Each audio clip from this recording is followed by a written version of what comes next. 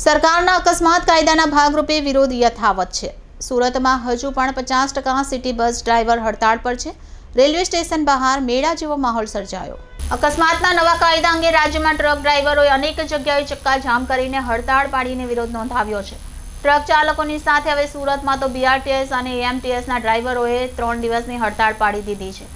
આ સાથે ગીર સોમનાથમાં ટ્રક ડ્રાઈવરોએ હડતાળ પાડીને વેરાવળ કોડીનાર હાઈવે નજીક ટ્રકોનો ખડકલો કરી દીધો છે। અકસ્માતમાં નવા નિયમો અંગે ઠેર ઠેર વિરોધ પ્રદર્શન કરવામાં આવી રહ્યા છે। નોંધનીય છે કે તાજેતરમાં કેન્દ્ર સરકાર દ્વારા બ્રિટિશ કાળના કાયદાઓ બદલીને નવા સંશોધિત કાયદા ભારતીય ન્યાય સંહિતા સ્વરૂપે રજૂ કર્યા છે।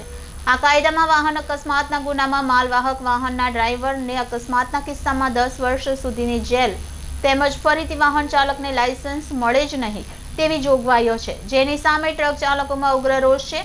આજે પણ સરકારના અકસ્માત કાયદાના ભાગરૂપે વિરોધ યથાવત દેખાયો છે, જેમાં રેલવે સ્ટેશન બહાર મેળા જેવો માહોલ સર્જાયો હતો। સુરતમાં હજુ પણ 50% સિટી બસ ડ્રાઈવર હડતાળ પર છે, જેથી મોટી સંખ્યામાં મુસાફરોનો ધસારો જોવા મળ્યો હતો। ગત રોજ મેયર દ્વારા પણ ડ્રાઈવરોને સમજાવવાનો પ્રયાસ કરાયો હતો।